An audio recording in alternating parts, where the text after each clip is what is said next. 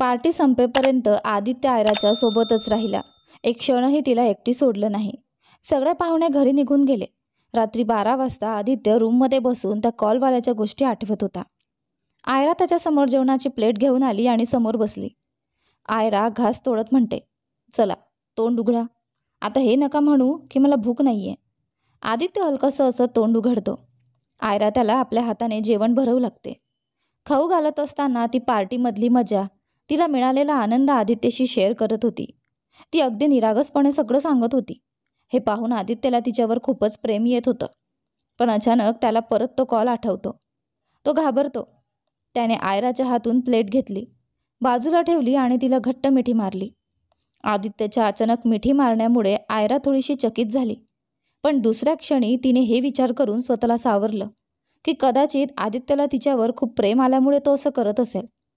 आयरा म्हणते, अरे अरे माझ्या नवऱ्या राजा, आधी जेवण तर करून घ्या. आदित्य सामान्य होत मिठीतून बाजूला होतो. मी जेवण करीन, तुम्ही या आणि झोपा, रात्र खूप झाली आहे.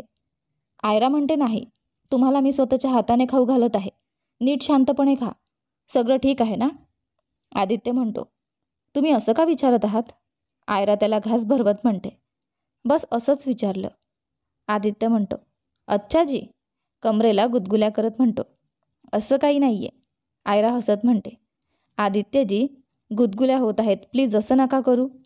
आदित्य म्हणतो, अच्छा मी जेवतो, तू दमली असशील, कपडे बदलून झोपा. प्लेट दे. आयरा म्हणते, ओके, सगळं संपवून टाका बरं. आदित्य म्हणतो, आयरा बाथरूममध्ये गेली, कपडे बदलून बाहेर आली. तोपर्यंत आदित्यने जेवण संपवलं नव्हतं, त्यामुळे ती तिथंच थांबली. जेवण झाल्यावर दोघं एकत्र झोपले. सकाळी आयराने नेहमीप्रमाणे पूजेने दिवसाची सुरुवात केली आणि कॉलेजसाठी तयार झाली. आदित्यही तयार झाला. आदित्य म्हणतो, आयराजी, आपण कुठेतरी फिरायला जाऊया, म्हणजे हनीमून. अजून कॉलेजच्या एक्झाम सुरू झालेले नाहीत. आयरा म्हणते, पुढच्या महिन्यात आहेत.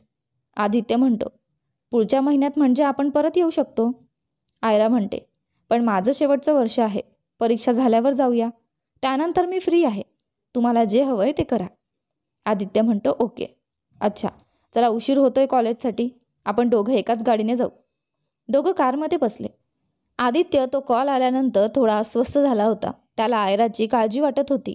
त्याने आयराला कॉलेजमध्ये सोडलं आणि स्वतः ऑफिसला गेला. आयरा आपल्या क्लासमध्ये गेली. रावी विचारात हरवलेली होती. आयराने तिच्या पर्सने तिला वास्तवात आणलं. रावी तिच्याकडे बघत म्हणाली, आयरा आलीस? चल बस. आयरा म्हणते, कुठे हरवली होतीस?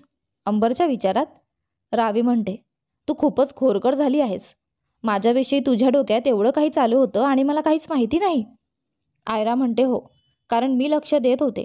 तुम्हा दोघांना एकमेकांची आवड आहे. नाही? असं नाही तर कसं? का? तुला हे लग्न करायचं नाही आहे का? मग मी अंबरच्या आईला नाही सांगते. ती माझ्या एका शब्दावर ऐकेल. रावी म्हणते, लग्न करायचंय? अरे चुप बस, ऋतुराज सर येत आहेत. क्लासमध्ये टीचर आले आणि त्यांनी लेक्चर सुरू केलं. दुसऱ्या बाजूला आदित्यने कॉलेज सुटण्याच्या आधीच गाडी पाठवली होती. सुट्टी झाल्यावर आयरा आणि रावी दोघी गाडीत बसल्या. आधी रावीला घरी सोडलं आणि मग आयरा ऑफिसकडे निघाली. वाटेत गाडी बंद पडली. आयरा म्हणते, काय झालं भाऊ, गाडी का थांबवली?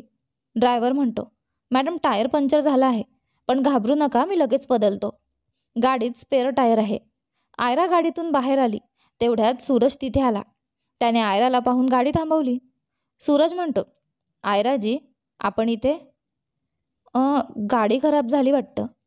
आयरा म्हणते, हो. सूरज म्हणतो, जर तुम्हाला हरकत नसेल तर मी तुम्हाला घरी ड्रॉप करतो. आयरा म्हणते, पण मला ऑफिसला जायचं आहे. सूरज म्हणतो, हो, मी तुम्हाला ऑफिसला सोडतो. आयरा मनात म्हणते, या निमित्तानं थोडा वेळ तरी आपल्या भावासोबत घालवता येईल. सूरज म्हणतो, काय विचार करताय? मी वाईट माणूस नाही आहे, नीट कार चालवीन. आयरा म्हणते, ड्रायव्हर भाऊ, तुम्ही गाडी घेऊन या, मी ऑफिसला यांच्यासोबत जाते. ड्रायव्हर म्हणतो, मॅडम, आपली गाडी ठीक करायला फक्त 10 मिनटं लागतील. आयरा म्हणते, बघा, तुम्ही घाबरू नका, मी आदित्यजींना समजावून सांगेन. चला तुमचं काम करा. ड्रायव्हर म्हणतात, ओके मॅडम, असं म्हणत तो घाबरतच बोलला. आयरा सूरजसोबत त्याच्या कारमध्ये बसली. सूरजने आदित्यच्या ऑफिस बाहेर गाडी थांबवली. तेव्हा आदित्य ऑफिस बाहेर येत होता. त्याने आयराला सूरजसोबत पाहिलं. त्याचा पारा चढला. तो लगेच त्यांच्या जवळ गेला. आदित्य म्हणतो, आयराजी, ड्रायव्हर पोचला नव्हता का तुम्हाला घ्यायला? आयरा म्हणते, ड्रायव्हर आला होता, पण रस्त्यात टायर पंक्चर झाला. मग हे भेटले म्हणून मी यांच्यासोबत आले. आदित्य म्हणतो, आयराजी, मी तुम्हाला काही बोलत नाही याचा अर्थ असा नाही की तुम्ही कोणाच्याही कारमध्ये बसाल. तुम्हाला माहिती आहे ना की मला हा मुलगा आवडत नाही, तरीसुद्धा तुम्ही. सूरज म्हणतो, सॉरी. आयरा म्हणते, तुम्ही सॉरी बोलू नका. सॉरी तर मी म्हणायला हवं. I am sorry. असं म्हणत आयराचा चेहरा उतरला. आदित्य म्हणतो, आणि तू? मला त्या दिवसापासूनच आवडत नाहीस जेव्हा कळालं की अंबरचा अपघात तुझ्या हातून झाला आहे. तू पुन्हा आयराशी भेटायचाही प्रयत्न करू नकोस. दूर राहा तिच्यापासून. आयरा म्हणते, आदित्यजी, तुम्ही माझ्यावर शंका घेत आहात? असं म्हणत तिच्या चेहऱ्यावरील हावभाव बदलले. आदित्य म्हणतो, नाही आयराजी, तुमच्यावर शंका घेणं मी स्वप्नातही विचार करू शकत नाही. जर देवानेही येऊन सांगितलं की तुमच्या चारित्र्यावर डाग आहे, तरीही मी मानणार नाही. पण मला या मुलावर विश्वास नाही. त्याच्याबद्दल मला शंका आहे. माझा संयम सुटण्यापूर्वी इथून निघून जा. आणि आयरा, या मुलासोबत पुन्हा कधीही गाडीत बसू नका. सूरज म्हणतो, एक्सक्यूज मी, मी काही बोलत नाही म्हणून तुम्ही काहीही बोलत आहात? आदित्य म्हणतो, मी जे बोलतोय ते अगदी बरोबर बोलतोय. एक सांग, तू काल आमचा पाठलाग करत नव्हतास का? काल रात्री मी तुला माझ्या घराबाहेर पाहिलं. त्या क्षणापासून तुझ्या नियतीवर शंका आली आणि मी आज मॉलच्या त्या दुकानाबद्दल चौकशी केली जिथे आयराजीने लेहंगा निवडला होता. त्या दुकानदाराला तू आधीच शिकवून ठेवलं होतंस. आता सांग, इतका महाग लेहंगा तू आयराजीला फ्रीमध्ये कुठल्या हेतूने दिलास? मला माहीत आहे तुझी नियत काय होती. असं म्हणत त्याने सूरजची कॉलर पकडली. सूरज म्हणतो, आदित्य, माझी कॉलर सोड. आदित्य कॉलर सोडत म्हणाला, सोडतोय, पण आजपासून तू आयराकडे बघायचाही प्रयत्न केला तर माझ्यासारखा वाईट कोणी नसेल. काल फोनवर सांगितलं होतं, आजही सांगतोय. फोन या शब्दावर आयराचं तोंड उघडच राहिलं. इतकं काही झालं तिला काहीच कळलं नव्हतं. आदित्यने तिला सांगितलंच नव्हतं. तिने लगेच विचारलं, आदित्यजी, तुम्ही काय म्हणताय? थोडं तपशिलात सांगा. मला काहीच समजत नाही. कोणत्या फोनबद्दल बोलताय? एक मिनिट. काल रात्री तुम्ही बाहेरून आत आलात तेव्हा तुमचा चेहरा खूप तणावात होता, म्हणूनच तुम्ही जेवणही केलं नाही. त्याने तुम्हाला फोनवर असं काय सांगितलं होतं? प्लीज मला सांगा. आदित्यने काल रात्रीच्या फोनबद्दल सांगितलं. हे ऐकून आयरा धक्क्यात गेली. तिला खूप राग आला. जरी आदित्यची गोष्ट ऐकून सूरजला सुद्धा आश्चर्य वाटलं, कारण त्याने तर फोनच केला नव्हता. तो फक्त कल्याणीच्या सांगण्यावरून तिथे उभा होता. पण आता त्याला सगळं समजलं. त्याचा संशय सुनैनाच्या किडनॅपर्सकडे गेला. पण आता काही उपयोग नव्हता, कारण आदित्य आयरावर खूप विश्वास ठेवतो. त्याच्या मनात शंका निर्माण होणारच नव्हती. आता सूरजला सगळं स्पष्ट करायचं होतं.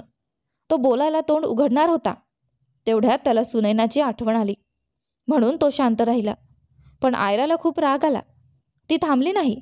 तिने सूरजला जोरात चापट मारली. आयरा म्हटली, छी, आपली भेट किती वेळा झाली आहे आणि तू मला मिळवायचं स्वप्न बघतोस? तुला मी आवडले? तुला लाज वाटायला हवी. मला लेहंगा देऊन माझी मदत करून तू मला फसवायचा प्रयत्न केलास. मी तुला अशा वाईट स्वभावाची मुलगी वाटते का? आणि जरी मी अशी असती तरीही मी तुझ्यासारख्या मुलाकडे वळली नसती. तुला माहीत आहे का मी कोण आहे? मी तुझी बहीण आहे, तुझी बहीण. असं म्हणत ती रडत रडत स्वतःला सावरत होती. आयराच्या तोंडून बहीण शब्द ऐकून आदित्य आणि सूरज दोघंही स्तब्ध झाले. आदित्य म्हटला, आयराजी, तुम्ही काय म्हणालात? आयरा म्हटले, मी बरोबर म्हणत आहे. मी यांचे काका अभय यांचं नाजायज मूल आहे. सूरजचे डोळे विस्पारले होते. त्याला मोठा धक्का बसला. त्याला स्वतःवरच तिरस्कार वाटायला लागला की तो आपल्या बहिणीच्या नात्यात दुःख निर्माण करत होता. आयरा रडत रडत बोलत होती, पण सूरज आता ऐकत नव्हता. त्याने आपल्या कारमधून पाण्याची बाटली काढली आणि पूर्ण पाणी स्वतःच्या डोक्यावर ओतून घेतलं. ते पाहताच आयरा शांत झाली. दोघंही सूरजकडे आश्चर्यचकित होऊन पाहत राहिले. आयरा सूरजच्या वागण्याकडे पाहून सर्व काही समजून गेली होती. तिला जाणवले की तो आपल्या वागण्यावर खूपच लाजिरवाणा झाला आहे. तो वाईट माणूस नाहीये. आयरा त्याच्या खाली झुकलेल्या नजरेतून ते स्पष्ट ओळखू शकत होती. आयरा म्हणते, आदित्यजी, यांना ऑफिसमध्ये घेऊन चला. हे बघा, यांची तब्येत ठीक नाहीये. हातपाय थरथरत आहेत आणि डोकंही जागच्या जागी नाहीये. सूरज म्हणतो, नाही, मी ठीक आहे आणि आज माझं डोकं अगदी ठिकाणावर आहे. मी माझ्या बहिणीच्या आणि तिच्या नवऱ्याच्या नात्यात दुरावा निर्माण करायला जात होतो. आदित्य म्हणतो, शेवटी आम्ही दोघांनी तुझं काय वाईट केलं होतं? शहरात सुंदर मुली कमी नाहीत.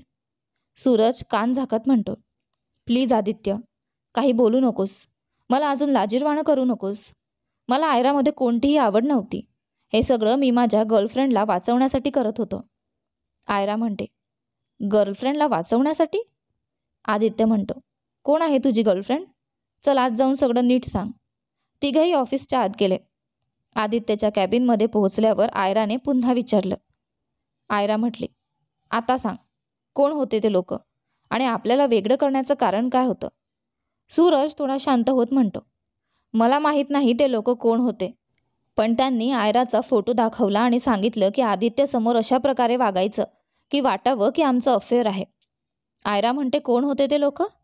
सूरज म्हणतो, त्यांनी चेहरा झाकला होता. एक माणूस आणि 2 बायका होत्या. आणि हो, अजून एक गोष्ट, काल रात्री मी तुला कुठलाही फोन केला नव्हता. किडनॅपरने मला तुझ्या घरासमोर उभं राहायला सांगितलं होतं. जोपर्यंत तू मला पाहत नाहीस तोपर्यंत. मला हे सगळं करणं अजिबात आवडत नव्हतं. ही माझी मजबुरी होती. पण मी खुश आहे आयरा, कारण तुला जगातला सर्वात चांगला मुलगा मिळाला आहे. तू जितक्या यातना सहन केल्या त्याचा हिशोब देवाने तुला आदित्यच्या रूपाने दिला आहे. आदित्यवर तुला संशय घेण्याचं काही कारण नाही. आदित्य म्हणतो, कारण जिथे संशय असतो तिथे प्रेम नसतं आणि जिथे प्रेम असतं तिथे संशय नसतो. सूरज, तू आम्हाला सगळं नीट डिटेलमध्ये सांग, म्हणजे आम्ही तुझी काहीतरी मदत करू शकू. सूरज म्हणतो, मी माझ्या गर्लफ्रेंड सुनैनासोबत रेस्टॉरंटमधून बाहेर पडलो. काकांनी मला 2 दिवस गाडी चालवायची परवानगी बंद केली होती, म्हणून आम्ही ऑटोने आलो होतो. परतत असताना आम्ही रस्त्यावर ऑटो पकडण्यासाठी उभे होतो. तेवढ्यात एक कार आमच्यासमोर थांबली. आम्ही काही कळायच्या आत एका नकाबधारी व्यक्तीने आमच्यावर स्प्रे केला. आम्हाला शुद्ध आली तेव्हा आम्ही दोघंही खुर्च्यांवर बांधलेले होतो, एका अंधाऱ्या बंद खोलीत. मी सगळी गोष्ट सांगितली आणि दोघांनीही माझ्यावर विश्वास ठेवला. आयरा म्हटली, आय एम सॉरी सूरज भाऊ, मी काही क्षणांसाठी तुला चुकीचं समजलं. सूरज म्हणतो, इट्स ओके, पण आता सुनैनाचा काही पत्ता लागेल का? ती कुठे आहे? आदित्य म्हणतो, सूरज तू काळजी करू नकोस, सुनैना एका तासात तुझ्यासमोर असेल. मला आता समजलंय त्या 2 बायकांबद्दल आणि तो माणूस कोण आहे तेही.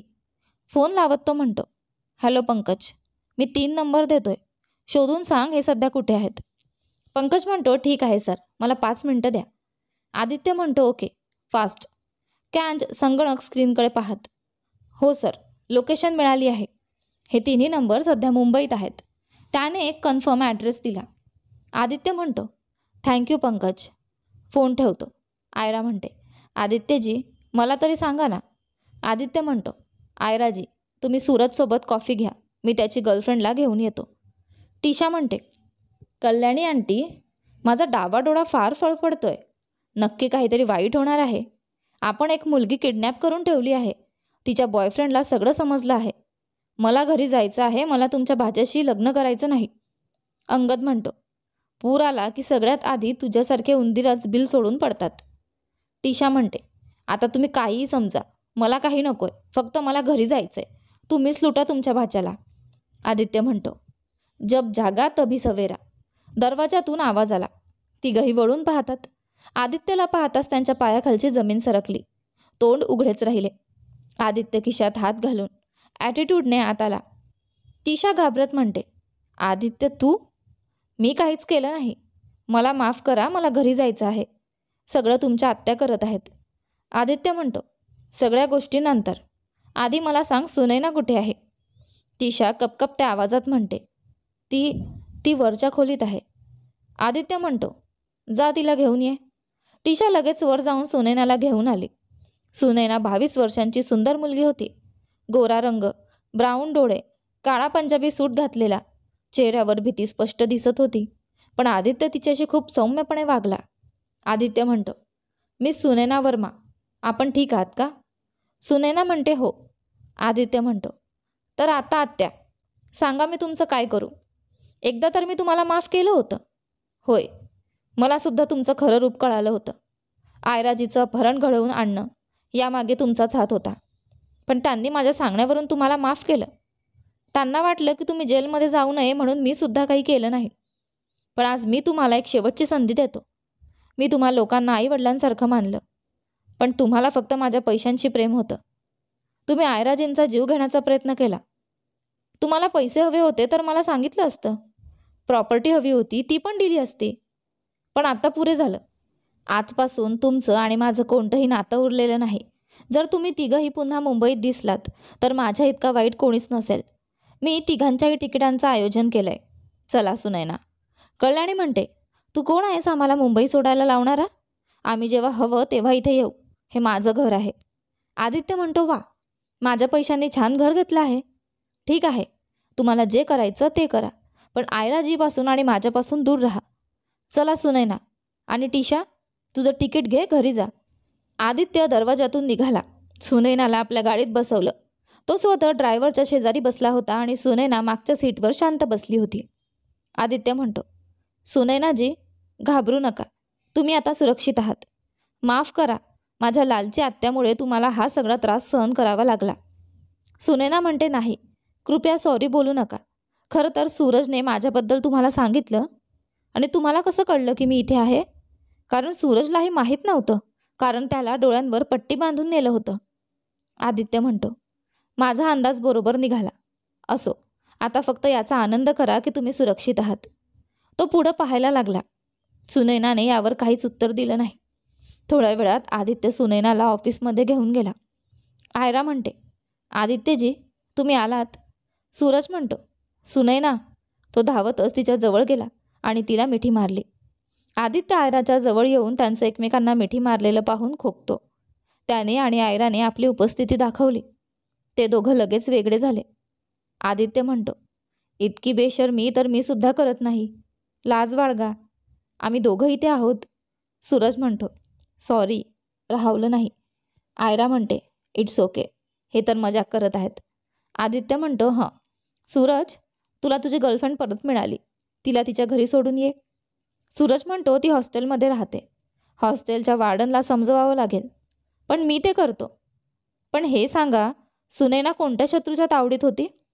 आयरा म्हणते, हो आदित्यजी, सांगा ना, तुम्ही काही सांगितलंच नाही. आदित्य म्हणतो, आयराजी, यामागे आत्या, मामाजी आणि टिशाचा हात आहे. आयरा म्हणते, मी तर त्यांना एक संधी दिली होती. आदित्य म्हणतो, तरीसुद्धा त्यांनी नाही ऐकलं. आयरा म्हणते, तुम्हाला आत्याबद्दल आधीच माहीत होतं का? आदित्य म्हणतो, होय, त्या रात्री मी सगळं ऐकलं होतं.